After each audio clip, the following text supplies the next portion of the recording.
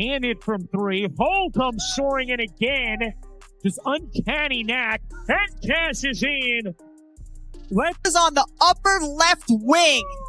Just got inside. Circles around. Pure F. Let's call Game 3 what it was. Not a basketball game, but a blatant act of daylight robbery. The Indiana Fever were in control, they were fighting for their lives, and then a suspicious and unrelenting series of whistles ripped the game directly from their hands. Suddenly, the Las Vegas Aces were living at the free throw line. A'ja Wilson was allowed to throw elbows with impunity, while Aliyah Boston couldn't even get a legitimate challenge recognized by the officials. The fans packed inside Gainbridge saw it. The entire world on social media saw it, and the final box score proves it. The Las Vegas Aces did not outplay the Indiana Fever. They were simply handed that win by the officiating crew, and the most infuriating part of this entire fiasco, it completely and cruelly overshadowed Lexie Hull's gritty career-defining performance. The ultimate question now is, do you think the Fever can possibly bounce back from a loss like this? If you believe they can, show your support and comment. Let's go Fever! A'ja Wilson sets a screen where she extends her leg out, but of course they call the foul on Lexie Hull for A'ja Wilson's illegal screen. Then A'ja Wilson and Alyssa Smith totally foul Michaela Timpson, but there is no call. Could have took a 1-point lead going into half. Now we're up by 3 and they call a foul that isn't a foul.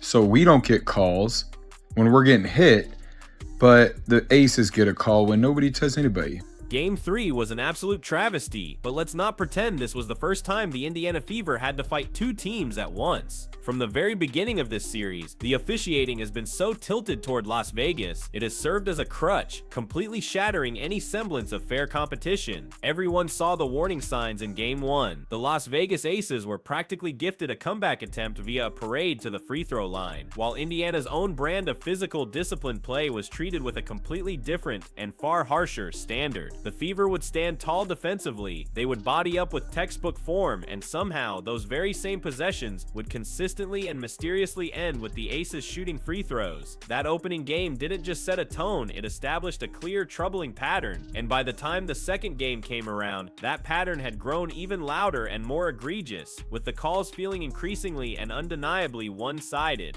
Steph, why don't you think you were able to find any flow, and when that was the case, what are you trying to do to jumpstart things? Maybe on the defense. Well, it's hard for us to find flow when there's a foul call every 10 seconds. I mean, it just really is. And when they're at the free throw line, we can't get up and down the floor.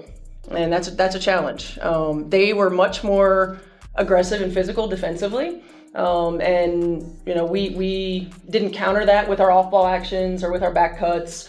So they took us out of our comfort zone. I mean, offense is about rhythm, it's about timing, it's about spacing. We allowed them to do that, and they kept us from doing it. In Game 2, the lopsided whistles began to pile up in every single quarter, and what might have started as small, manageable frustrations quickly snowballed into a steady, suffocating drag on Indiana's entire offensive rhythm, a problem so blatant that Stephanie White was forced to call it out post-game. But by the time Game 3 arrived, this was no longer just a pattern. It had become a solid, impenetrable wall that the Indiana Fever simply could not climb. The absolute nightmare sequence, the moment that defined the entire game, came in the third quarter when Aliyah Boston attempted to challenge a questionable foul call on Jackie Young. Stephanie White immediately motioned for the review. The bench was ready, but the officials wouldn't even acknowledge their request. Seconds later, Chelsea Gray buried a dagger of a three-pointer, and just like that, the entire home crowd went from roaring with a thunderous energy to gasping in stunned disbelief as Indy's hard-earned lead completely and utterly vanished into thin air.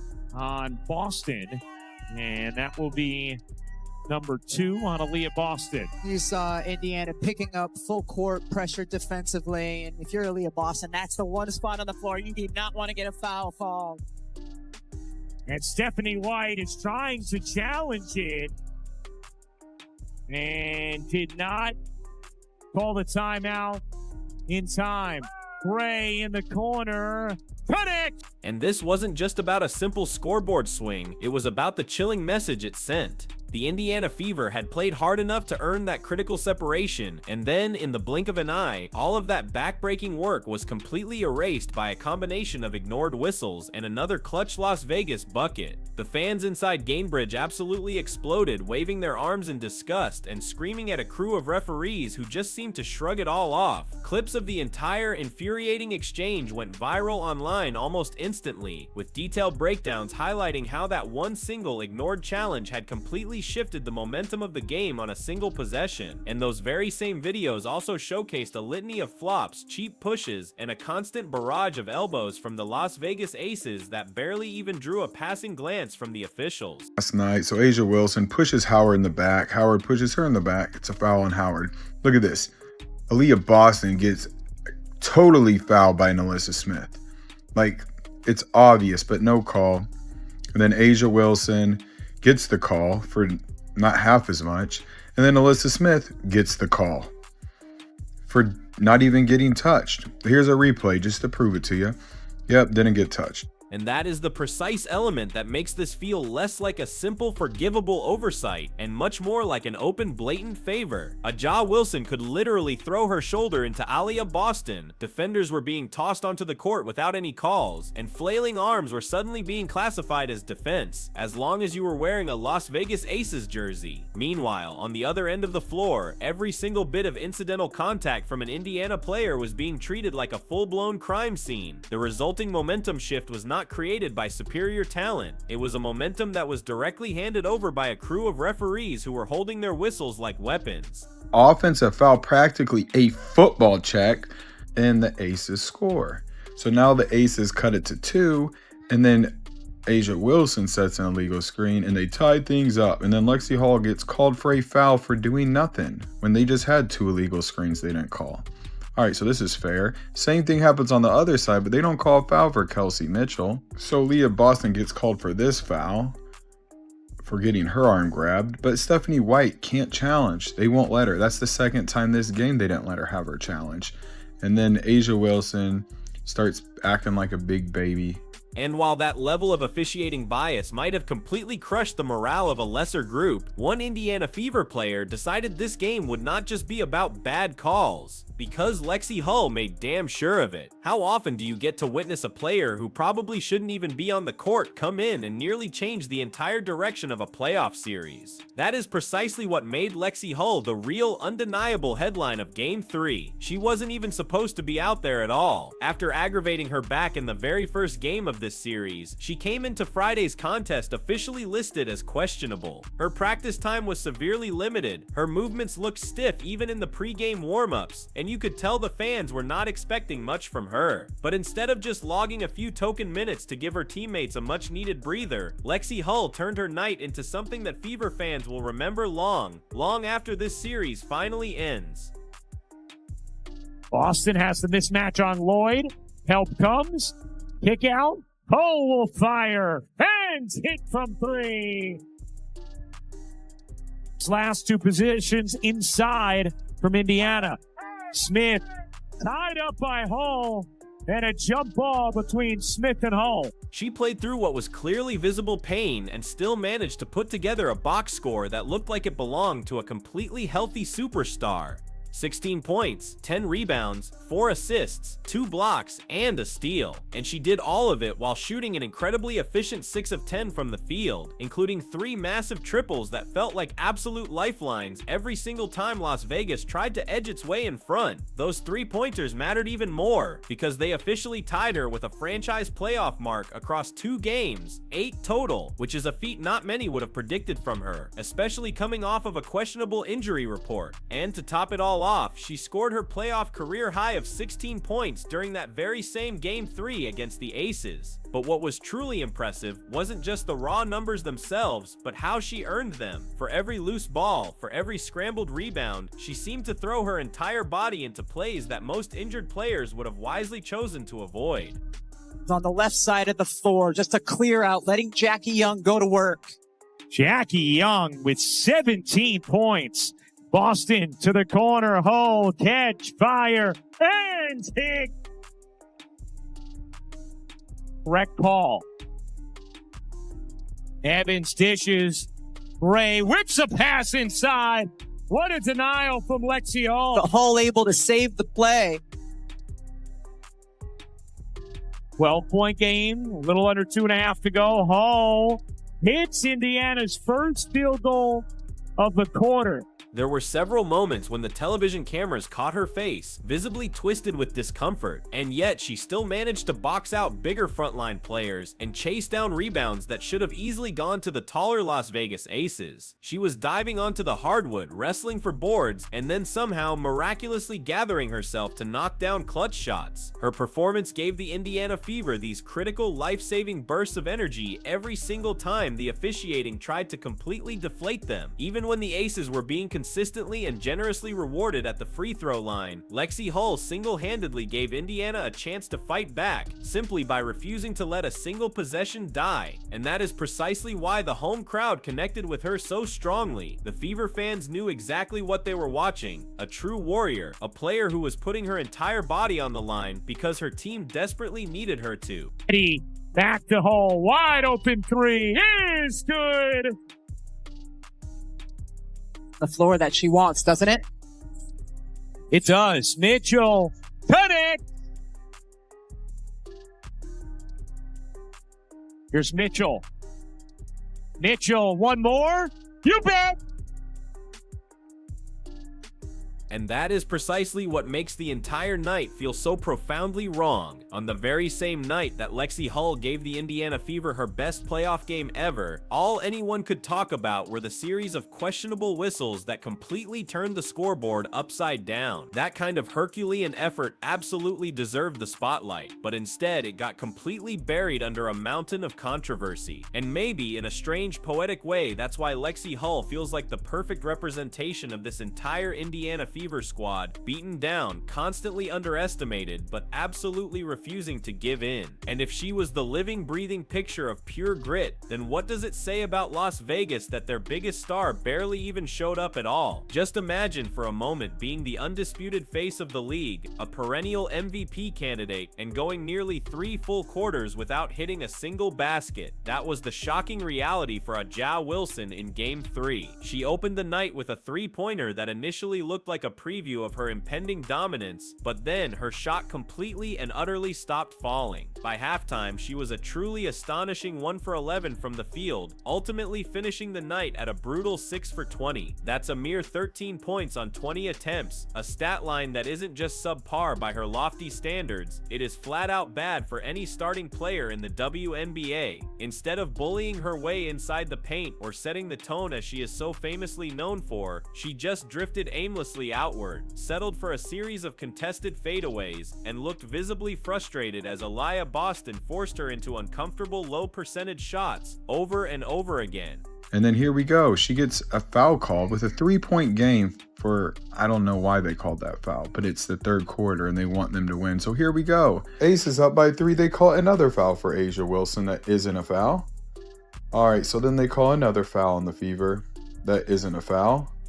And then to end the game after it's out of control because the Fever had a 6-point lead, but they kept calling fouls, another foul for A'ja Wilson that's not a foul. Ball don't lie, A'ja missed 11 shots in a row during this game. And yet, despite Ja Wilson's profound and prolonged struggles, the Las Vegas Aces still managed to walk away as the winners. And that is the part of this entire story that truly, deeply grates on the fans. The Aces didn't actually need Ja to play like herself, because everything else in the game just kept on breaking their way, whether it was through a series of questionable whistles, or by her teammates stepping up to fill the void. Jackie Young carried them offensively with a crucial 25 points, nailing a series of momentum-shifting shots whenever the Indiana Fever tried to claw their way back into the game. Chelsea Gray added a steady and calming 15 points, hitting both jumpers and tough layups whenever the offense completely stalled. And Nalissa Smith, a player whose inconsistency we have seen over stretches of this season, managed to string together a series of plays on both ends of the floor that stacked up right when the Aces needed them the most. So while their supposed superstar was clanking shot after shot, everyone else on their roster pieced together just enough baskets to ride the undeniable benefit of the officiating all the way back into control.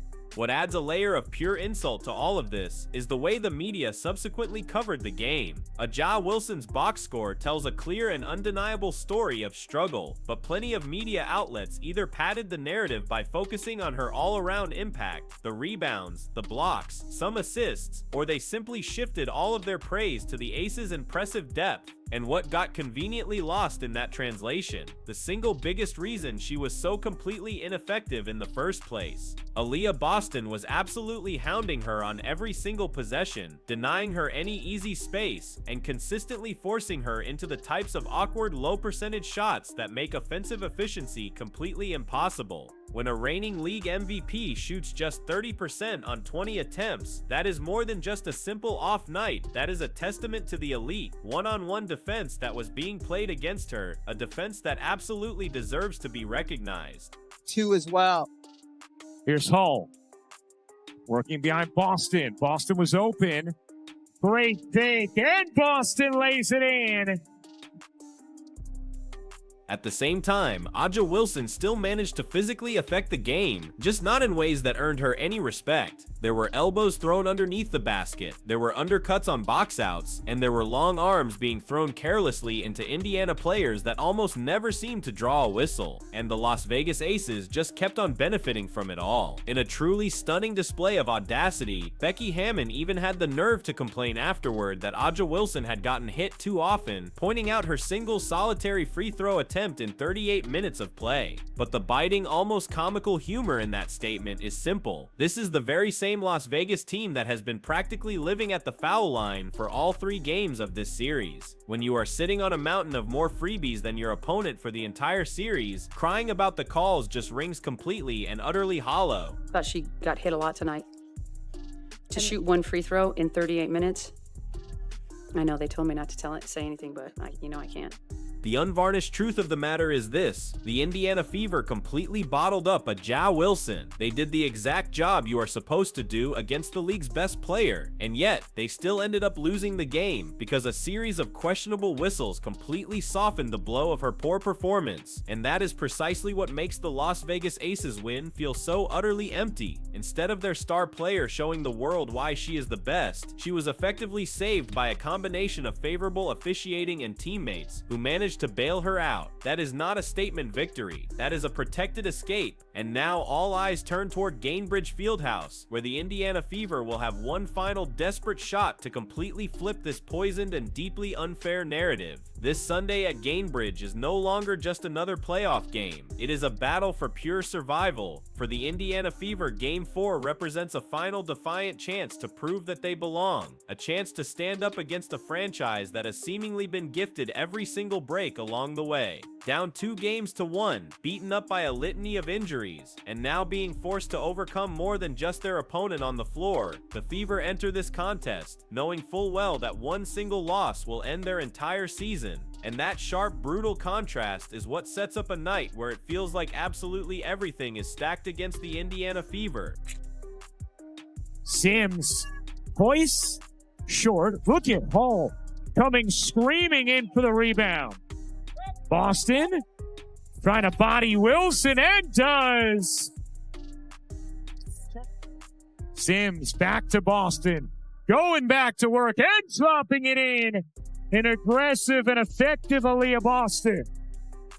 And Becky Hammon has already begun to preemptively set the stage, publicly complaining about the physicality from the Fever and raising concerns that the officiating might actually bend toward the home team this time around. Just think about the sheer, breathtaking irony of that statement for a moment. After 3 consecutive games where the calls have fallen almost exclusively in favor of Las Vegas, the head coach of the 2-time defending champions is now sounding as if she is bracing for the whistles to finally even out. It tells you everything you need to know about how comfortable the Las Vegas Aces have become with these favorable conditions, and just how much pressure they truly feel walking into Gainbridge, knowing full well the crowd will not sit silently through another repeat of the Game 3 officiating disaster. Because Gainbridge will not be quiet. A full 17,000 Indiana fans are expected to pack the building to the rafters, and they will make every single possession for the Las Vegas Aces an absolute living misery. This is not just noise, it is a solid wall of pure unadulterated energy. When the Fever get a defensive stop, when Aliyah Boston scores inside, when Lexie Hull hits a 3, that entire building becomes a deafening storm. The kind of storm the Las Vegas Aces have not handled well at all this season. Even Becky Hammon herself was forced to admit that Las Vegas has not enjoyed playing here, and that is the single biggest weapon the Indiana Fever now have at their disposal to turn the entire arena into pure high-octane fuel and to challenge the mighty Las Vegas Aces to survive for once without the benefit of officiating help. Here's Boston, back to Hull. Sets herself up. Mitchell is free, laying it in. Been a while since Mitchell has gotten a shot attempt. Mitchell will get one here. It's hit. The Indiana Fever's game plan is no secret. They must push the tempo right from the opening tip, get Aliyah Boston early touches down low, and force A'ja Wilson to defend without the referees constantly bailing her out at the free throw line. They have to re-establish Kelsey Mitchell early on, especially after her rough Game 3, because her ability to go on a scoring stretch is the single biggest difference between merely trading baskets and actually building sustainable leads. And Lexie Hull? Her heroic performance last time out simply cannot be just an outlier. She is playing through a significant injury, but in that last game, she became the veritable heartbeat for this team. Carrying that same momentum into this game would swing not just the scoreboard, but the entire spirit of the roster. The Las Vegas Aces have cracks, even as reigning champions. A'ja Wilson's confidence is visibly thin after being so thoroughly locked down. Jackie Young is currently being forced to carry too much of the offensive load, and their depth, which looks perfectly fine at home, has yet to face a true hostile playoff environment like Gainbridge at full, deafening volume. If Indiana can successfully attack those weak points, this entire series will shift dramatically. This Game 4 is not just about survival, it is about sending a powerful declarative message for what is coming next season when Caitlin Clark returns to the lineup and the Indiana Fever's young core has grown even sharper. On this first half, Young attacking and denied. Timpson on the block.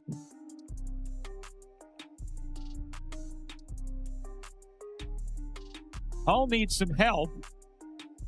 Dump it in Boston.